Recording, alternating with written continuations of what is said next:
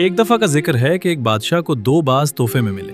बादशाह ने इतने खूबसूरत और शानदार परिंदे पहले कभी नहीं देखे थे। उसने दोनों बाज अपने एक मुलाजिम के हवाले किए ताकि वो उनकी तरबियत करे। कुछ दिन बाद मुलाजिम ने बादशाह को बताया कि एक बाज तो बहुत बुलंद उड़ान भर रहा है, मगर दूसरा जिस दिन से आया है अपनी शाख से उड़ने का नाम ही नहीं ले रहा। बादशाह ने ममलिकत के तमाम मुआलिजों और जादूगरों को बुला लिया, लेकिन कोई भी उस बाज को उड़ाने में कामयाब ना हो सका। ये मसला बादशाह के मशीरों के सामने रखा गया।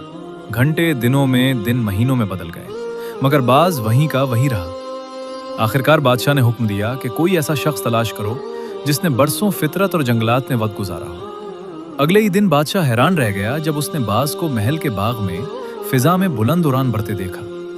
बादशाह ने फौरन उस शख्स को बुलाया और पूछा, तुमने ये कैसे किया? वो मुस्कुराकर बोला, मैंने सिर्फ वो शाख काट दी थी जिस पर बाज बैठा था। हकीकत यह है कि आगे बढ़ने के मौके बेशुमार होते हैं, लेकिन हम खुद आगे बढ़ने की कोशिश नहीं करते। सबक, हम अपनी आसाइशों और महफूज दायरे से बाहर कदम रखने से घबराते हैं। नई आजमाइशें और नए तजर्बात ही तरक्की का रास्ता बनते हैं। मुश्किलात का मुकाबला करें, क्योंकि कामयाबी की वाहिद राह यही है।